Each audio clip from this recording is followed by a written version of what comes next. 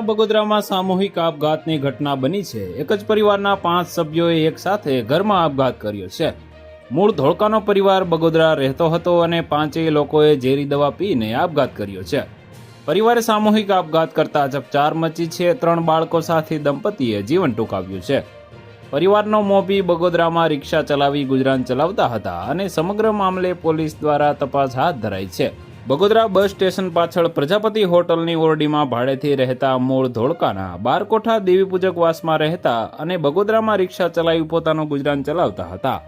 આપઘાત પાછળનું સાચું કારણ સામે આવ્યું નથી। પોલીસે પરિવારના અન્ય સભ્યોના નિવેદન લીધા છે। પોલીસે મૃતદેહને પીએમ માટે મોકલ્યો છે અને પીએમ થયા બાદ મૃતદેહ પરિવારને સોંપવામાં આવશે। મૃતક પાસેથી હાલમાં કોઈ સ્યુસાઇડ નોટ મળી આવી નથી। એક સાથે આખા પરિવારના મૃત્યુથી પંથકમાં માતમ છવાયો છે। તો વધુ માહિતી મેળવવા માટે ચેનલ સાથે જોડાયેલા રહો। વિડીયો પસંદ આવે તો લાઇક કરી દેજો। ચેનલમાં નવા છો તો સબસ્ક્રાઇબ કરી દેજો।